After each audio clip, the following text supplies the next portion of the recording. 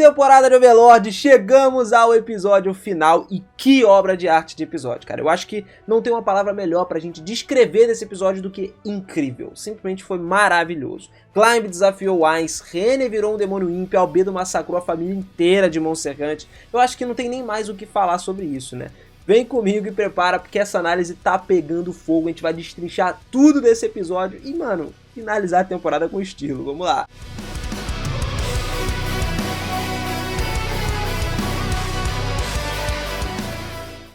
Se liga só nessa novidade incrível que você não pode perder. Nós aqui no canal passamos por uma grande reformulação dos membros, cara. E agora todos os membros terão vídeos extras e exclusivos todas as semanas, fora os que já foram lançados, com várias recomendações de animes, temas inclusive que nós não abordamos aqui no canal. E também muito mais. Terão acesso a grupo de WhatsApp exclusivo diretamente comigo lá dentro também pra gente trocar ideia todos os dias, mano. Você pode participar também de sorteios mensais, de brindes exclusivos dos animes. E pra comemorar esse final de temporada de Overlord incrivelmente brabo, esse mês nós vamos sortear 2 camisetas da minha coleção de Overlord exclusivo pra você, beleza? Então você pode sair por aí trajado de ser supremo a todo momento, cara. E todos esses benefícios pelo menor preço, preço que cabe no seu bolso. Então não perde tempo, já se torna membro aí, cara, e chega junto com a gente. Aproveita essa chance e vem fazer parte desse grupo, hein? Te espero lá. Valeu! Fala, seus otakus, beleza? Eu sou o Binas e sejam muito bem-vindos a mais um vídeo aqui do canal. Por mais que a gente tenha passado por altos e baixos nessa temporada aí, né? Porque passamos, algumas partes da temporada de animações, né? Lutas principalmente, foram deixando a desejar um pouquinho. Mas eu acho que os caras compilaram toda a emoção, tudo de bom do anime nesse último episódio inteiro. Justamente para encerrar esse ciclo. Cara, lá em cima, do jeito que nós amamos. E do jeito que nós aguardamos também durante a temporada inteira. Eles tiraram a abertura e até tiraram a end, cara, pra ficar um episódio mais fluido, sem abertura, sem final. E, mano, a gente conseguiu encarar isso de frente. Então vamos lá, já no começo do episódio, nós já entramos de cara com Maré, né, diretamente aonde a gente parou do último episódio aí, na batalha do que começaria 3 dias antes da chegada das forças do Reino Feiticeiro à capital real. O Maré já tinha há um tempo matado um número significativo de humanos até o momento, né, da história, considerando o quão vasto e grande os arredores de Restize são. Só que ele está começando a descobrir aí como demolir adequadamente a própria capital real, a cidade, de forma mais eficiente possível, né, de acabar com todos os humanos nesse local. Ele até chora, tadinho. O Maré chorando é a melhor coisa possível, né, cara? O cara tá com medo de não conseguir derrotar todo mundo. Isso ainda depois dele ter praticado a destruição de várias cidades com o seu próprio mestre através de várias tentativas. Então basicamente ele já tinha uma experiência aí que era relevante para isso, né, para chegar à capital real e acabar com tudo. Somente a partir dessa experiência o Maré foi capaz de desenvolver a compreensão que ele precisava, clara, de como que era difícil destruir uma cidade e como era difícil matar cada habitante resistente nela, com alguns ataques apenas. Ele reconhece que garantir que todos os humanos que estão vivos dentro da cidade acabam morrendo junto com toda a destruição das estruturas é uma coisa desafiadora a se fazer e requer algum tempinho para poder ser realizado. Por essa razão que o Maré foi lá para Restize junto com os Hanzos, aqueles ninjas, ficou lá cantando, lá gritando que consegue, com os ninjas mexendo a mãozinha. Foi uma cena muito engraçada, cara. Ele tava sozinho lá no topo da torre, justamente para pensar sobre como que ele ia fazer isso tudo. Então depois dele lembrar um pouco das palavras de encorajamento do Ainz, ele ficou muito mais destemido, né? Começou a pensar que ia destruir todas as vilas da cidade e matar todas as pessoas, porque simplesmente ele queria se tornar o que a Buku Buku Shagama fez, né? Criou ele para ser. Enquanto supervisionava sua missão, então, ele acabou encontrando o Climb no longo do caminho, né? A gente tá aí meio que juntando algumas coisas, porque o Climb aconteceu pro final do episódio, mas foi no meio dessa treta aí, as coisas vão acontecendo ao mesmo tempo, então acabou rolando. Ele encontrou o Climb, viu o guerreiro indo para um pequeno armazém para poder esconder os itens aí, que a gente vai comentar mais à frente, que a René mandou ele esconder. O Maré gentilmente avisou pro guerreiro para ele sair dali enquanto ele podia, antes que continuasse destruindo os edifícios todos ao seu redor. O que ficou na nossa cabeça é por que o Maré fez isso. Galera, é o seguinte, o Maré fez isso porque o Climb não tentou lutar, né, obviamente, e porque antes disso tudo, na missão que ele tava de demolir todas as estruturas e matar todo mundo, ele foi indicado a não matar o Climb. Pulando então para a parte da Aura agora, que tinha ido diretamente para a guilda de magos, né, por ser lá o lugar onde tinha vários itens mágicos e que o Ainz queria esses itens, o Reino Feiticeiro acreditava que seria o lugar que colocaria maior resistência na capital. E a Aura chegou lá e foi recebida pelo Vesturi Cloth de Laufen, que a gente já sabia. Os seus 6 grandes discípulos estavam junto com ele. O Vesturi exigia saber quem ela era e o que ela queria. E a Aura, não sabendo quem era o Vesturi, nem os seguidores, principalmente do que eles decidiam fazer, vendo como uma maneira de obter algumas informações, ela chegou, falou com eles, que queria a ajuda deles, que eles podiam mostrar o caminho para ela. Era uma coisa mais simples. Em troca, ela deixaria eles viverem, mesmo sabendo que o Maré ia simplesmente acabar com eles, né? Não ia deixar ninguém sobreviver, tirando as pessoas que o Ais mandou ele deixar sobreviver. No entanto, o Vesturi recusou a permitir que a Aura e seus animais de estimação passassem além do portão. Mas por que ele estava protegendo? Porque o Vesturi e os discípulos sabiam que dentro do lugar da Guilda de Magia, né, estava a estátua do Armagedon Evil Prototype, e isso não podia cair nas mãos do Rei Bruxo. Isso basicamente era um item mundial, e acabou encantando a Aura depois de matar ele, porque ela sabia que ia garantir devolver a posse desse item pro Demiurgo, que era dele. Então, basicamente, como foi recusado, ela puxou o arco, né, encaixou e puxou a flecha, atirou no Vesturi, estourando a cabeça dele, e voou sangue pra tudo que é lado. Logo depois, a Aura, sanguinária, mané, do jeito que ela estava sendo, ignorou as expressões de todo mundo que estava atordoado ali, os discípulos do Vesturi, e ela ordenou que os animais fossem para matar eles direto. Logo depois, as bestas mágicas, então, desceram sobre os humanos restantes, acabaram massacrando cada um deles, cara. Depois da batalha, a Aura, então, completou a sua missão, recuperando a estátua do Armagedon Evil Prototype, e era um item que, no passado, quando o poder da Ainz Oogun estava no auge, falava-se que ele era um item mundial que poderia convocar vários ilimitados demônios para esse mundo, e acabaria inclusive consumindo o mundo inteiro por causa disso. Isso porque cada uma das gemas anexadas a essa estátua continha o feitiço de 10º nível Armagedon Evil, que permitia essa convocação dos demônios. Então, juntamente com qualquer outros itens mágicos notáveis de lá de dentro do edifício da guilda, foram levados para Nazarick de volta. Depois do cerco rolar todo na capital, então a gente vai direto lá pro palácio, porque o Ainz foi para lá, já que o Palácio Real, o Castelo de Rolente, era o único que não tinha sido destruído. Dentro, eles estavam os últimos membros restantes da família real, o Ramposa III e a princesa Renner, protegidos pelos seus cavaleiros ali que estavam na linha de frente, né, se preparando para sua última resistência. Só que o Climb mesmo já tinha visto que a cidade estava toda vazia, o lugar estava vazio no geral, todo mundo já tinha metido o pé quem tinha que meter, e quem não meteu ficou para morrer, todo mundo tá trancado dentro de casa. Basicamente, a princesa parecia estar planejando cometer um suicídio duplo ali com o pai para poder evitar a captura, mas não era isso. Na verdade, a princesa Renner tinha sido uma espiã do reino feiticeiro desde o início, desde a perturbação demoníaca que estava de fato acontecendo, que aconteceu no passado, planejando assassinar o seu pai, como uma demonstração de lealdade, de honra com o rei feiticeiro, cara. Em preparação para o assassinato, a princesa Renner fez questão de remover todos os obstáculos que ela tinha que remover do caminho, né, daquele joguinho dela. Por isso, ela resolveu ter aquela desculpa lá, né, mandar o papo pro Ramposa falando que esconderia os tesouros reais e que esses tesouros reais fariam o Clive sair de dentro do castelo, já que o armazém era um pouco longe, ele tinha que separar nos lugares. Então assim, ela enviou ele para a missão para poder esconder as joias da coroa de toda a capital e poder evitar que o inimigo adquirisse essas joias. Só que na realidade, no final das contas, galera, isso também era parte do plano da Renner, porque o Climb estava colocando as joias em locais pré-determinados. Literalmente essas joias seriam recuperadas mais tarde pelo Reino Feiticeiro e agora eles fariam parte de Nazarick, mano. Então a gente passando pro lado do Reino Feiticeiro, parecia haver pouca ou nenhuma preparação para o cerco do castelo, com o principal comandante da invasão, que era o Coctus, fazendo um caminho direto em direção ao palácio. Em vez disso, por exemplo, apenas eles estavam esperando a princesa Renner dar a luz verde, sinalzinho verde para entrar no castelo. E quando o Climb retornou da onde ele foi, né, antes dele vir, ele até encontrou com o Maré, aquela parada que a gente comentou no início do vídeo, que o Maré mandou ele embora e ele resolveu voltar pro castelo. Então, quando ele retornou da sua missão, o castelo tinha caído, com todos os habitantes mortos, exceto a princesa Renner. Curiosamente, não tinha sinais de batalha ali dentro. Por que será, né?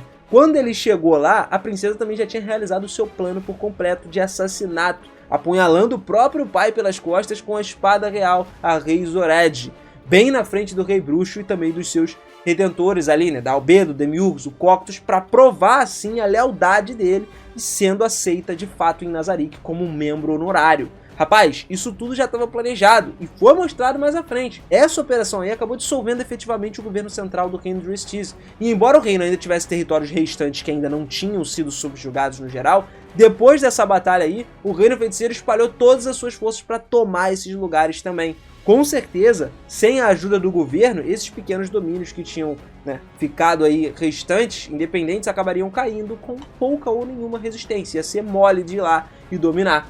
O incidente também serviu como um teste final da triagem de admissão da princesa Renner na hierarquia do Rei Bruxo. Então todos eles ali fizeram uma análise aberta sobre a Renner, né, e sobre as suas capacidades geral, como um ativo em potencial, ou então ameaça em potencial contra o reino, caso ela se juntasse ao reino. Só que com o Albedo Demiurgos tendo obtido com sucesso a compreensão completa da personalidade da Renner e da sua inteligência, né, de todas as suas motivações e habilidades gerais, basicamente isso fez eles convencerem-se de que ela poderia sim entrar em Nazarick e eles conseguiriam lidar com ela sem muita dificuldade.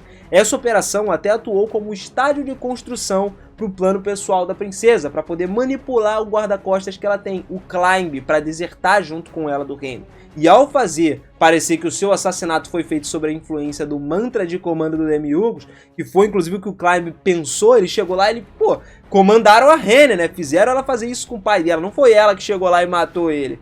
Mas o plano era que o Rei Bruxo Ainz apenas matasse o Climb. Depois ele ia lá e ia ser revivido aos cuidados da Renner. No entanto, o nosso querido monarca Momon Ainz Sama, né, o brabão, decidiu sair e desafiar o guarda-costas para um duelo, que o Climb aceitou. Embora o Climb tivesse inicialmente um pouco confuso, o Demiurgo usou o mantra nele também para parar ele, forçar ele a se ajoelhar ali diante do Ainz. Só que o Ainz acabou reconhecendo ele no meio do caminho como menino no confronto final que estava lá com o Gazef e ordenou que o Demiurgo parasse com isso. Então o Climb imediatamente assumiu a posição defensiva na frente da Renner para começar a lutar ali. Só que na verdade isso tudo também fazia parte do plano da Renner. E aí foi começar o duelo, inclusive o Climb poderia usar a espada tranquilamente, a Razorhead. Ele ia estar em jogo ali a espada dele e o Climb aceitou com toda a raiva que ele tinha na vida. E no começo o Climb jogou a Razorhead direto no soberano morto-vivo, nosso querido Ainz Sama, que perdeu o equilíbrio evitando essa arma aí. E aí o Climb conseguiu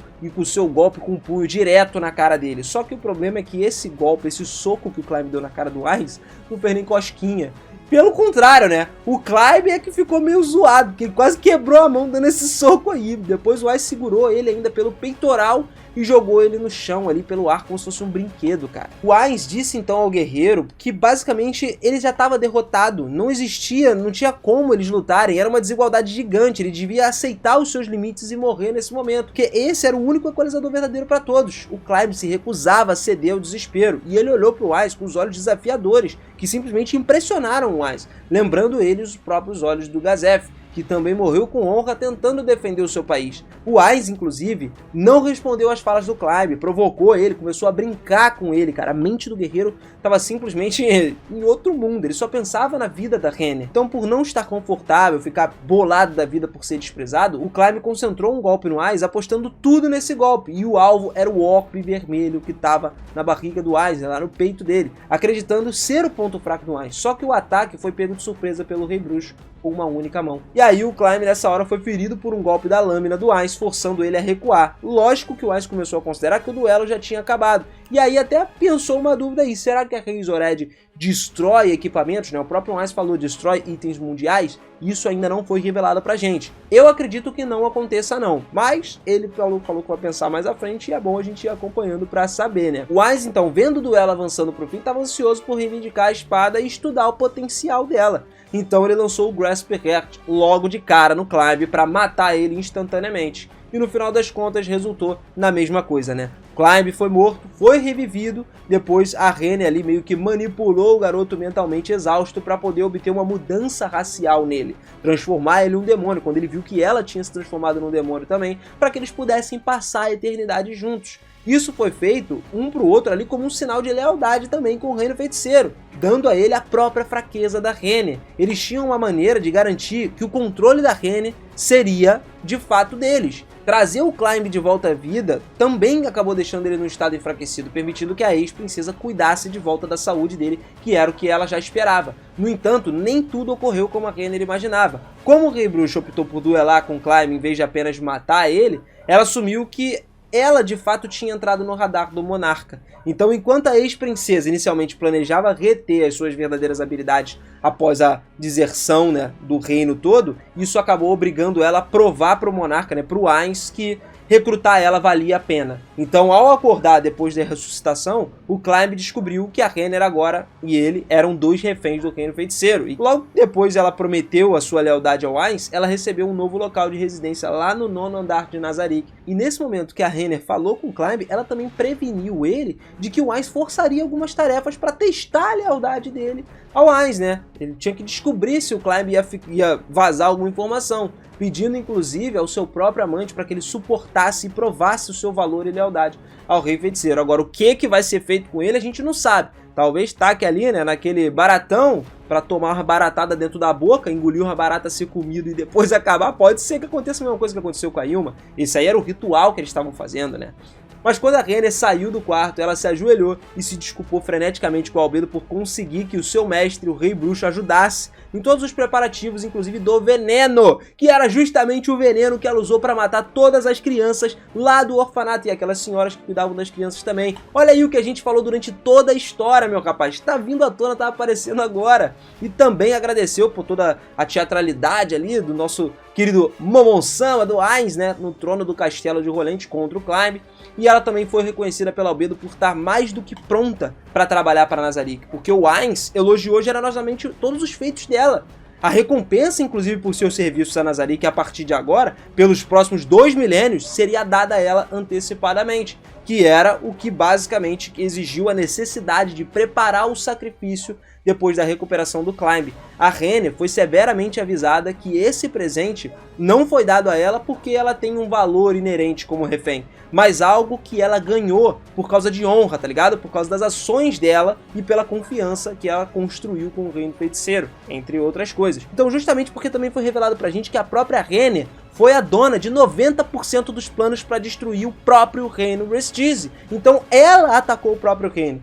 Depois que a Albedo partiu, dando a Renner um cubo, né? Ou melhor dizendo, uma semente dos decaídos, que era aquele cubo para ela transformar o próprio Climb em demônio, a gente entra num momento de uma cena incrível. Numa música, eu achei que tinha virado um musical o negócio. A Renner, meus amigos, entrou numa cena que sinceramente eu me emocionei. Não teve como, porque foi realmente uma coisa que eu não esperava que fosse acontecer, mas se encaixou muito, mas muito bem nesse final de temporada. Ainda mais que nessa parte mostrou literalmente todos os momentos que a Renner já tinha entrado em contato com o Nazarick. Agora sim a gente botou os pingos nos is aí, ó. O lance dela ter tomado chá com o Demiurgos há muito tempo atrás, quando o Demiurgos pediu pro Ainz pra ir pra uma missão ali, pra um outro lugar. Ele não tava indo pro Reino Santo não, ele tava indo encontrar a Renner, cara. Também a mudança que ela fez e adicionando outros lugares para ser atacados em Restize, feito lá no ataque do Jaldabaoth, ela que conversou com todo mundo. E também que não era pra matar o Climb. Foi mostrado isso quando o Demiurgos falou pra todo mundo que não era pra matar o Climb. Ele mostrou lá o Climb e tal, que ele tava mantendo contato com a Renner aí através do Shadow Demon, né, do Demônio das Sombras.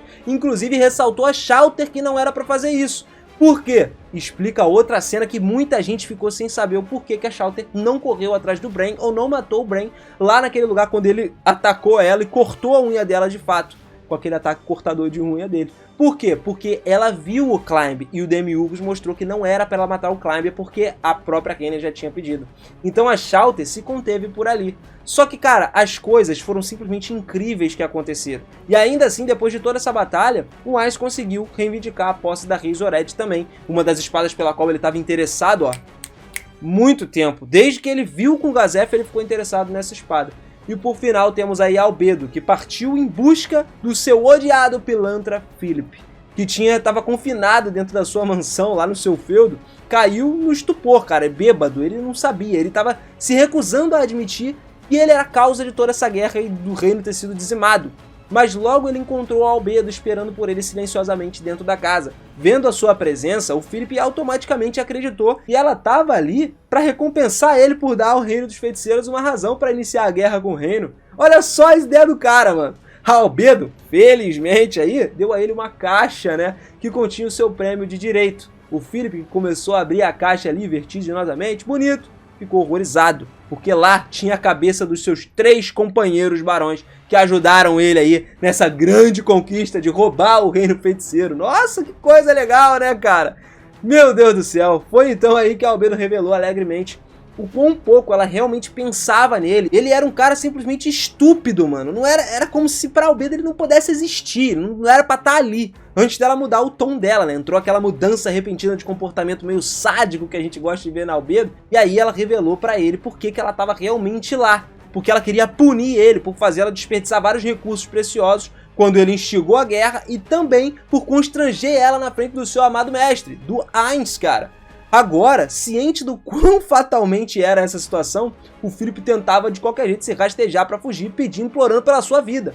Só que a Albedo, cara, começou a sair pra surpresa dele, pra mostrar a ele, apenas pra ele tropeçar e cair no chão na tentativa de fugir, que ele não ia conseguir fugir de jeito nenhum. O Philip começou a se jogar de todo jeito, chorando, cara, desesperado. Porque, mano, não tinha ninguém pra vir salvar ele nesse momento. Mas por que não tinha ninguém? Aí a gente teve aquela exibição da cena, que literalmente apareceu tudo cheio de sangue, porque a Albedo já tinha matado todo mundo, ela não deixou um sobreviver em Montserrat. Basicamente, na parte de uma floresta do lado de fora, uma floresta de espinhos que tinha sido plantada ao redor da casa, tava lá todos os corpos empalados dos membros das famílias. Isso não foi mostrado porque eu acho que eles deram uma censurada na parada pra também não aparecer um negócio muito pesado, né? Mas estava todo mundo do lado de fora. Servos, aldeões, tudo que já estava ali no território tinha sido morto pela Albedo. E quando ela explicou, a gente volta um pouco aí em como que ela chegou até a sala do Philip. Embora não se saiba como que essa batalha ocorreu de fato, pode-se presumir que o poder absoluto da Albedo foi suficiente para dizimar completamente